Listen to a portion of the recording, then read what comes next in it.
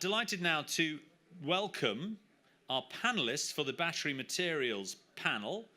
The title is Bubble, or Just the Beginning. And to take you through this session, I'm delighted to welcome a moderator for this session, Clive Whittington, who's the Managing Director of CM Whittington and Associates. So, Clive, if you'd like to come up, and would you like to introduce the panelists? Or? Indeed, yes. Okay, I'll leave Clive to introduce the panelists. So, over to Clive. Thank you very much, Leo. So delighted to introduce the panellists today. Firstly, Alice. Alice Yu is consultant with CRU Group here in Hong Kong. And next is Mark. Mark Newman is Managing Director and Senior Analyst for Sanford C. Bernstein, also here in Hong Kong. Welcome. And the evergreen, Trent Meld. Once again, from President and CEO of First Cobalt in Toronto. So, thank you. So to kick off, panel, a general outline, if you would, for market drivers for the lithium-ion battery space. Mark, looks like you're equipped there with the microphone. Thanks, Mark. I'm happy to give it a go. So I think the driver electric vehicle adoption, I think I'd put in three categories. One, you've got this premium cool factor of electric vehicles being faster, cleaner, better products, which drives adoption in the high end, Tesla Model S, for example. Second, government policy. Clearly, subsidies and other benefits are a big piece of what's driving demand today. For number one, the premium cool factor, about 11-12% of cars sold every year are what we'd call a premium vehicle, BMW, Audi, etc. It's about 11-12% of the market. Last year, about 1.3% of cars sold were plug-in electric. So we've got a long way to go there. On number two, the government policy side, that can only go so far because the governments only are willing to put so much money into it, which brings me to number three. It's the economics, pure economics. So in the long term, electric vehicles not only faster, cleaner, better, but also cheaper than combustion engines. And I think that is what's critical for the long-term adoption of electric vehicles. By about 2021, on our numbers, electric vehicles will become a cost parity with combustion engines on day one without any subsidies, and it will just get better after that. And so I think post-2021, I think you're going to see massive inflection point of adoption, and you won't need government subsidies.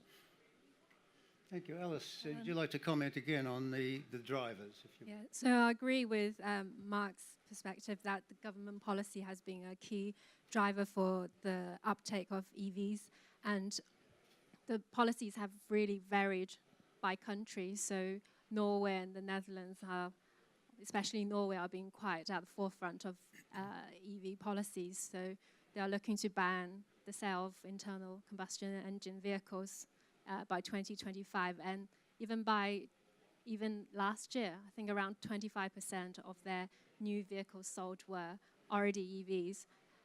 China's policy has been very critical in terms of the scale impact. So from the subsidies in both production and also for consumers, both financial and non-financial incentives, as well as their dual credit quota policy that mandates a certain percentage of vehicles sold needs to be EVs, otherwise they will need to buy in credits. So these kind of policies are another driver for the future of the uptake of EVs, which will have a positive impact on metals, battery metals, and EV sales. Thank you, Alice. And Trent, one of your slides looked to me as though it rather reinforced that view from a cobalt side. In terms of a driver, yeah. I mean, one things I would add on the driving side would be the consumer demand. We haven't yet hit that inflection point, and yet every auto company on the planet has shifted their budget, certainly away from diesel, towards an EV line. and lines. And I think we're at a point now where we all know the Tesla and the Leaf and the handful of others, but if we were to do this again in 18 months, I think it would be a very, very different conversation. And the appeal then is not just in the Tesla brand, I think, but it's with everything that comes with it, the lower maintenance, the convenience. We see the research being done with autonomous driving. I suspect my children may never need a license. They may never need to drive themselves around. It really opens up a whole different world of experiences in terms of of vehicle ownership and technology. That indeed will remove a worry for parents, won't it? Instead of tearing off at age 16 or whatever, self-driven. So taking that point further, then Trent, what does the panel see in terms of OEM strategies as a pointer to long-term demand? Who's locking up what products, what volume, and over what time frame do you see? Yes, certainly from my end, the choke point's cobalt. I think, and I'm talking my book a little bit, but I think that's pretty apparent. We've got a 1% vehicle penetration rate worldwide, and you don't need to have a very bullish outlook. You don't need to get to 25% EV penetration rate before you run out of cobalt. I think you just get to 4 or 5% is already problematic. And as I mentioned in my presentation, it's going to take the miners some time. It's going to take us 5 to 8 years to get new production on stream. And is there enough cobalt in the world? Yeah, there is. So we're producing now or consuming about 100,000 tons a year, and yet the U.S. Geological Survey would say that terrestrial, so land-based occurrences of cobalt mineralization stand at about 25 million tons. So it's there. I think the incentive price is there as well, but it's going to be tough for the next 5, 6, 7 years. And Mark, what are you seeing in terms of OEMs locking in? I mean, the big trend, the big change, I would say, in the last year, when I talked to the battery makers, is that about a year ago, the battery makers weren't really worried about this. Now, not only are they worried about it, but they claim that all their all the new contracts they're signing, they are negotiating in a way with Volkswagen, for example, where they don't have any raw material risk, and so it's quite interesting to me because it looks like, from what we read in the press and the FT article, Volkswagen was unsuccessful in locking up the cobalt they needed, but yet the battery suppliers are saying that that risk is entirely being handed over to the OEM. So I don't really know what the answer is, but it does seem to be a huge risk somebody's taking. Yes, indeed. Alice, did you have a comment on that? Yeah. Yeah, just Your adding. observation, yeah. Just adding to what Mark has said. So for OEMs, they don't usually directly go and buy raw materials, and that have been changed with BMW looking to secure 10-year contracts in lithium and cobalt. And I think they said they're close to being successful, but like you said, Volkswagen haven't been. And it's the fact that a lot of OEMs have announced their EV strategies. For example, Volvo said by 2019 that all of their vehicles would have the electric engine.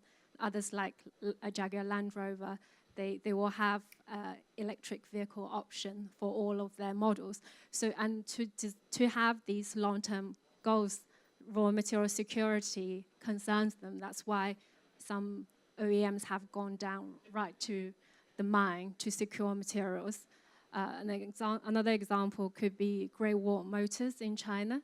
They've secured some shares in Pilbara Minerals, which is a lithium miner looking to enter production.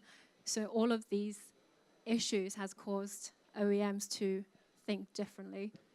And I would add, we've seen this once before. If you go back to 2000, there was a spike in the price of palladium with fears of Russian supply constraints. And at that time, a company I used to work for locked in to some direct supply offtake with GM and Ford. The fear was you need palladium for gas-powered catalytic converter, gas engines. And there was a fear that there wouldn't be enough, and it carried us for 3 or 4 years. Frankly, the price of palladium collapsed, and it kept us afloat. They overpaid, but the idea of sort of reaching through your supply chain and going right to the mine head is not unheard of. They don't like it, but as the former CEO of LG Chem recently said at the BMO conference, we don't understand mining, we don't like mining, we don't want to own mines, but we'll do whatever we have to do to get our hands on the material that we need to produce our products. And that's kind of where we are now. Sure. So, aside from OEMs digging deep, do you see a move to integration by the battery cell manufacturers, the cathode precursor producers, chemicals and the feedstock? Is there going to be a reach upwards and a reach downwards by both parties? You kick off, Alice. Yeah. I'm using lithium as an example because it's like it's a metal that have come up first. Cobalt has followed, and so now has nickel. So in the lithium space, in the past, even the mine and the chemical producers, they've remained separate. And as the market hit off in 2015 onwards, there was firstly the integration between the miner and the chemical producers, so the producers of hydroxide and carbonate from the hard rock route, and then from the cathode makers and battery makers. And we've seen a lot of them trying to secure material. So Nemaska, LG Chem, they've all looked to secure materials directly, either through offtakes or through direct share investment in miners. And now with OEMs also looking to secure raw materials, but also working with the battery makers so that their whole engine design and the battery design works together. So at least in the lithium space, I've seen integration happening quite intensively in the past 3-4 years, and maybe that's a route that will be followed in the likes of cobalt or even nickel in forms of nickel sulfate. Oh. Yeah, I mean, taking it a little bit further, not just raw materials, but just the battery makers, vertical integration, backward integration into cathodes. It's not completely clear to me that they want to do that. Because you take LG Chem as an example, I know they are starting to invest upstream in the raw materials. I see that, but they've had one of the world's best cathode chemistries and cathode products in the world, but they don't sell it. It's only for themselves, and not only that, but for volume, they actually still buy outside. So the BYD is a little bit different, where actually they produce most of their cathodes internally. Yep. But besides BYD, both LG Chem and STI have great cathode production facilities, but they just don't, for some reason, want to make it themselves yet. I think that might be changing, though. There was a couple of announcements recently that suggest that LG Chem might be doing more in more significant volumes in China. Very interesting.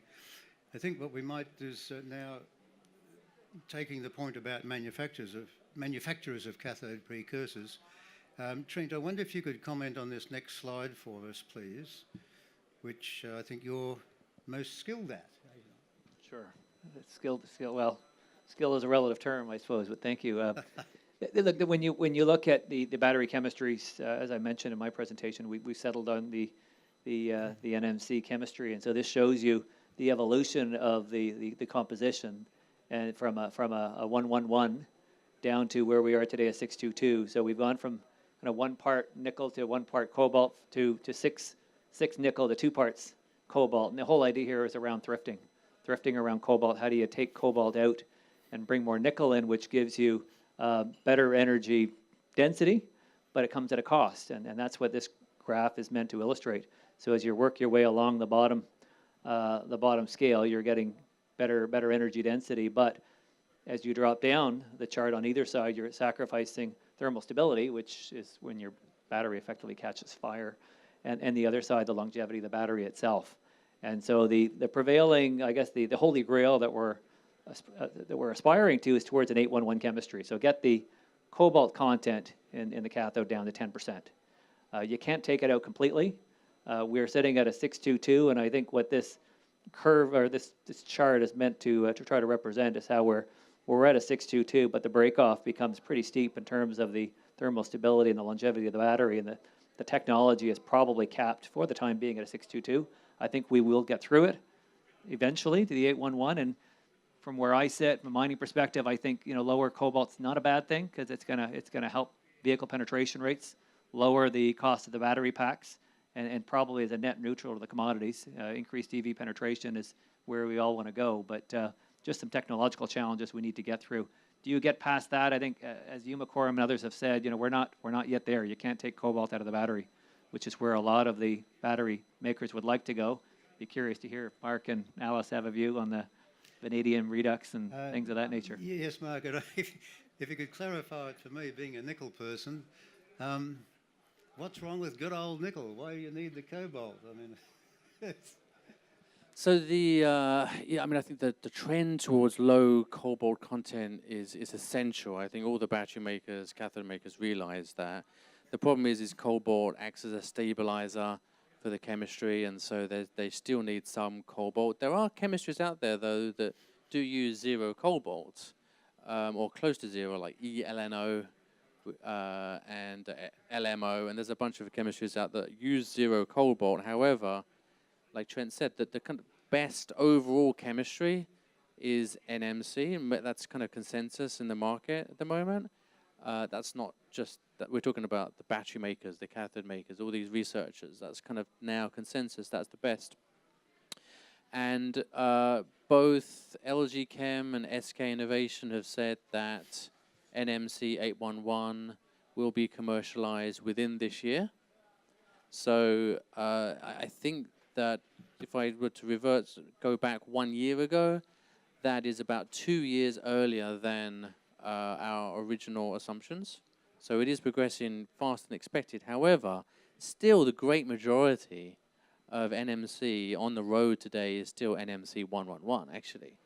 So although we're moving forwards quite aggressively for the leading edge towards this 811, which is high nickel, low cobalt chemistry, there's still a lot of 111, and even 622 is still relatively small so far.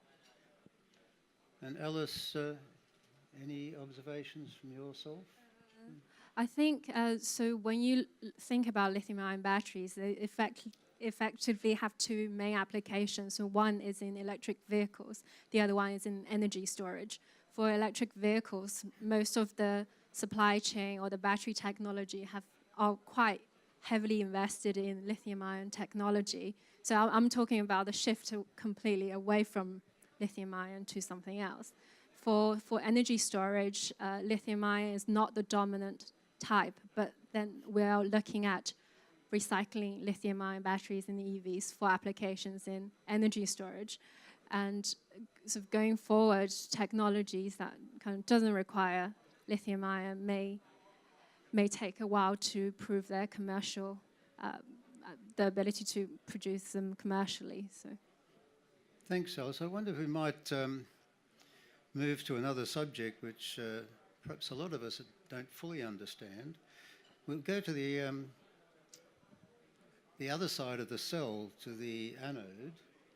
And I wonder if you could, as a panel, provide some comment on the graphite supply availability. If you could wrap that up with your views on solid-state batteries, which I think a lot of us are not very much aware of and would appreciate your leadership. I wonder, would you like to kick off, Mark? Sure. I could definitely talk about the substitutes. I don't know if one of the other panelists want to talk about graphite supply and demand, but I'm happy to talk about substitutes. The first substitute that we see is silicon. Silicon anodes do have some potential.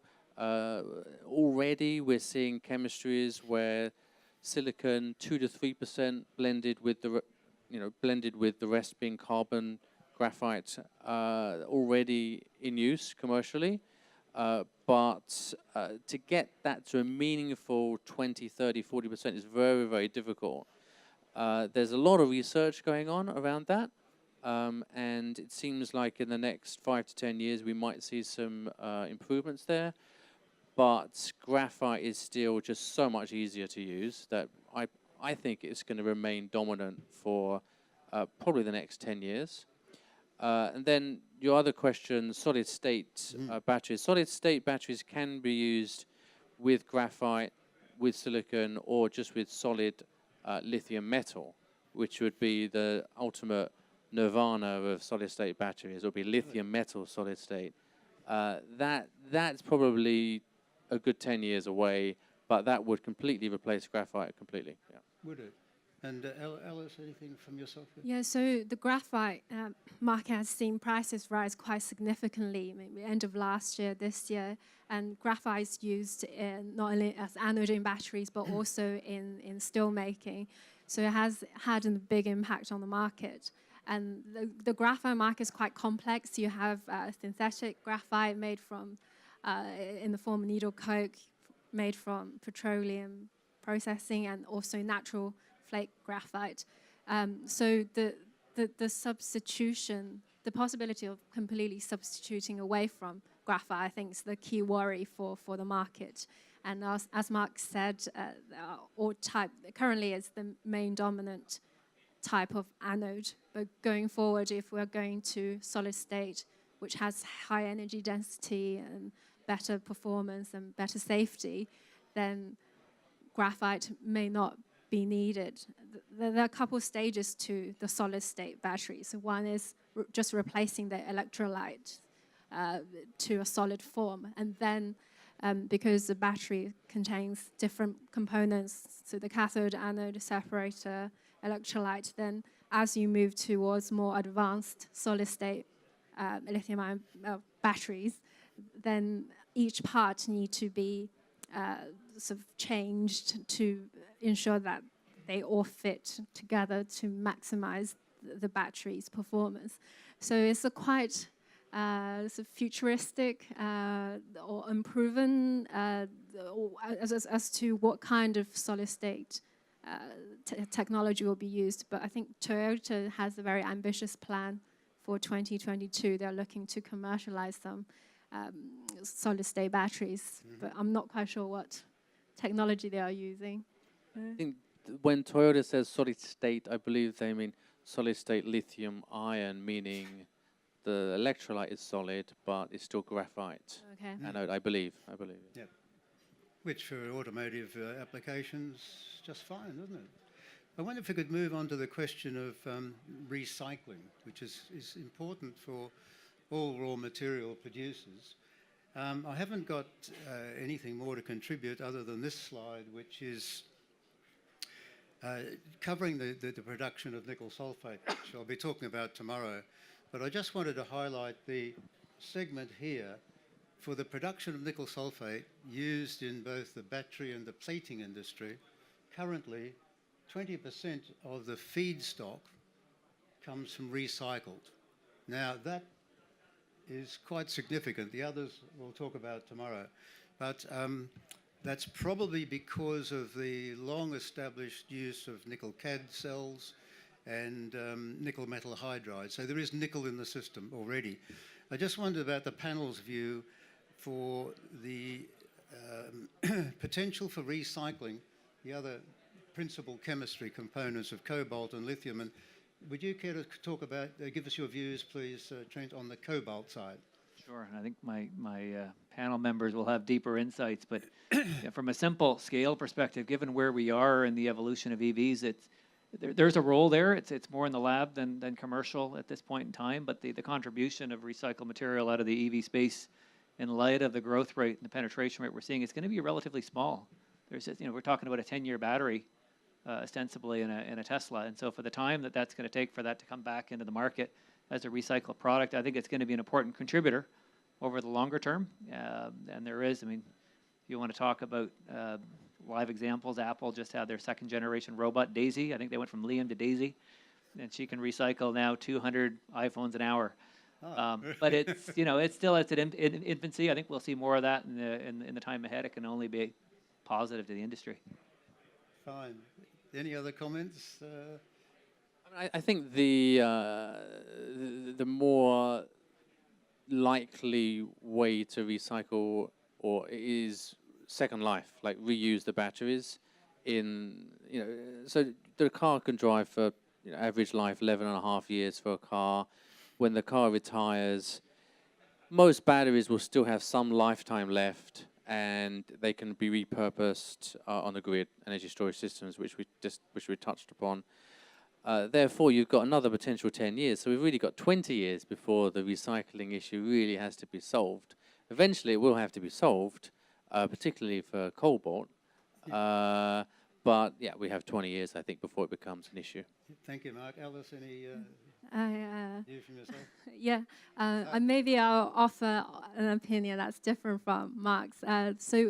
We believe that the lifetime of lithium-ion batteries are quite long, so it takes time plus the secondary use in energy storage.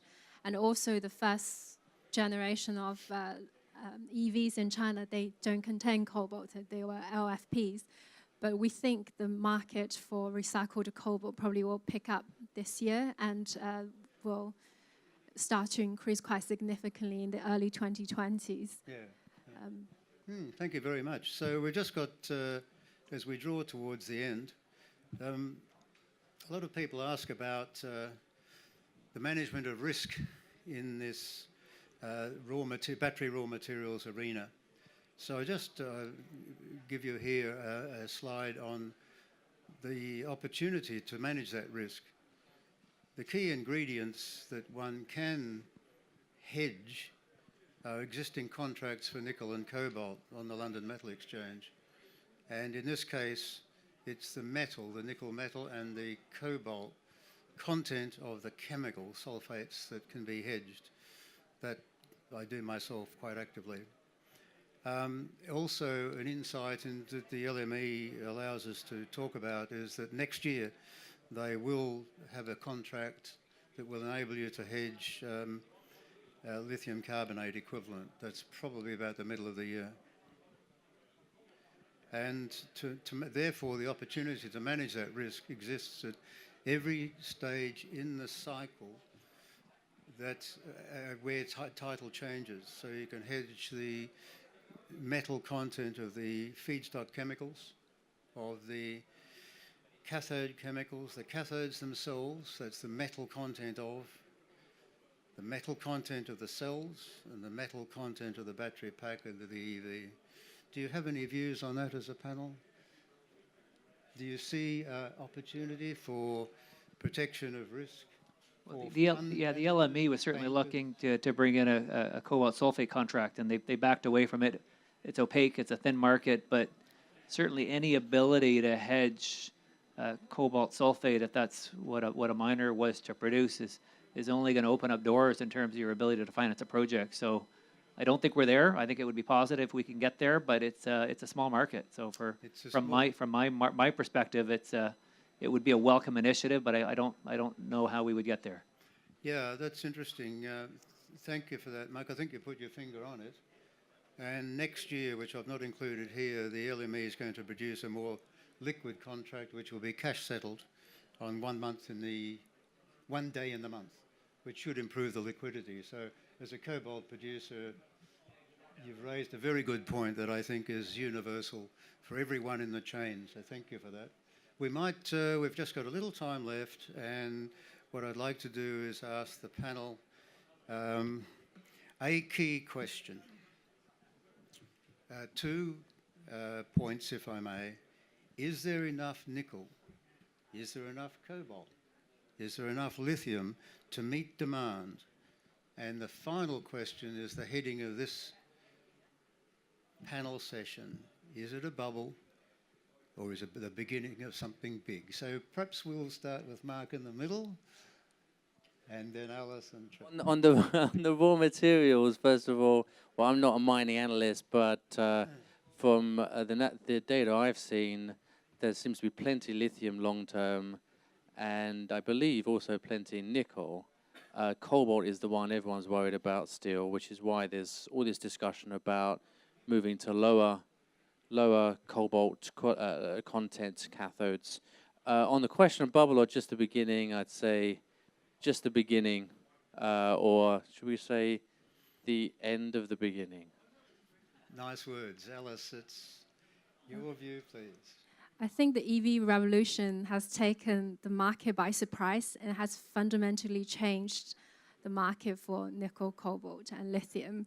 and each market faces different problems in keeping up with demand and supplying the right material that's needed by the battery makers. And the value chain of each are very long and complex, so each has their own problems. But I agree with Mark's summary that it's probably the end of the beginning and there's still a long way to go. Thank you. So, Trent, you have the final word. Yeah, I don't have much new to add. I would say the abundance of lithium has perhaps been overplayed recently. A report by Morgan Stanley created a fear of oversupply, which I think was unfortunate if you're on the lithium side of the equation. But long term, I think the lithium outlook is good, although we're nowhere near an oversupply situation. Cobalt, look, we'll get there. It is a problem, and it's going to remain a problem for call it 8 years. But I see projects showing occurrences around the world. The cobalt's there. We've never looked for cobalt as a miner. It sounds kind of weird to say that, but you're mining nickel and getting cobalt, mining copper and getting cobalt. You're not looking for cobalt unless you're Paul Farquharson here in the front row and myself. And this is it's a new era, so we got to catch up with the times. Thank you very much. That's it for today. And would you join me in thanking the panel, please? Well, thank you very much, Clive. Can we have a round of applause here for Clive Whittington, our moderator?